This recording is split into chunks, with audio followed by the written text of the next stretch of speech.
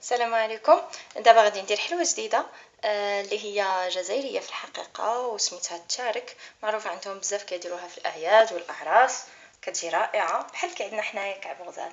دونك هاد لاباط ديال العجينه باش غنديرها درت فيها 600 غرام ديال الفرينه، 200 غرام زبده، وجوج معالق كبار ديال السكر، شويه الملحه ولا فاني وواحد المعلقه ديال الماء زهر. هي لا باز ديال هاد لاباط دائما شحال ما درت ديال الزبده كندير تريبل ديالو ديال لا فارين. دونك الا درت 100 بور غادي ندير 300، الا درت 200 بور غادي ندير 600 فارين، وهي هكذا. دونك ولا ميم شوز بالنسبه للسكر، ديك زوج معالق على حساب شحال عندي القدر ديال لا فارين ديال الزبده.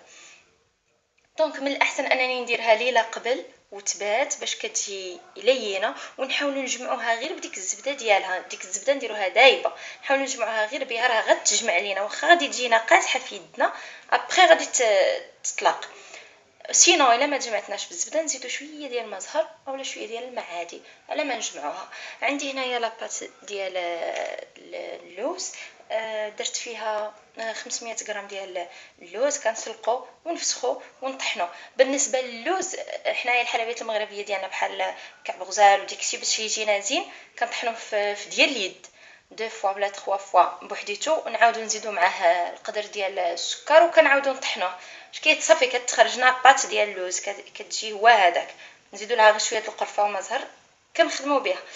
مي هنايا انا طحنته غير في مولينكس لان هذيك كتعيي لان ماشي مشكل، غادي يكون كونفارس، يعني غادي يجي لداخل ماشي مشكل.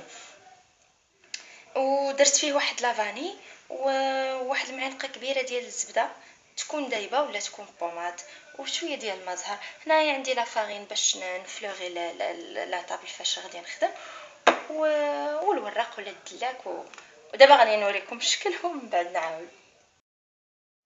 كنورق لاباط وكندير فيها واحد الحربول ديال اللوز، باش كتسد لي كندير صفار البيض، وانا ما درتش هنا غير صفار البيض هكاك لان حاجتي في بياض البيض من بعد باش غادي نزين به. دونك على ما كان نجمعها ندور هكذا ونقطعها بواحد الطريقه غتشوفوها دابا. الحلوه ديالي ها هي وجدت بعد ما طيبتها في الفران.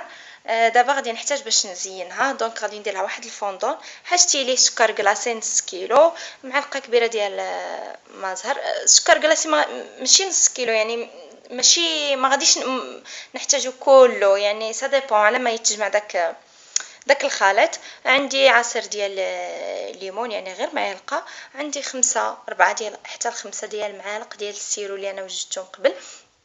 هاد السيرو كيفاش كيتوجد 100 حتى 120 غرام ديال سنيده مع كاس حياتي ديال الماء، كيطبخ مزيان فوق البوطه وعيني ميزاني على ما كيبدا كيعقد. كندير له شويه ديال سيترون معلقه صغيره كافيه وصافي كيكون واجد. نخليه يبرد ونخدم به. دونك هنايا عندي بياض زوج ديال البيضات. اذا غادي نجمع هاد لي ليكيد في الاول، هاد السوائل، ابري نزيد عليهم سكر شويه بشويه، سكر كلاصي حتى كيتجمع مزيان، وغادي نوريكم من بعد كيفاش نزينوه. دونك بعد ما جمعته كيجي على هذا الشكل. غادي نختار دابا شي كولور اللي غادي نديرو فيه مزيان ونحرك مزيان حتى كيتدمج مع هاد الخليط، وغادي نوليو نشوفوا المرحله الاخرى.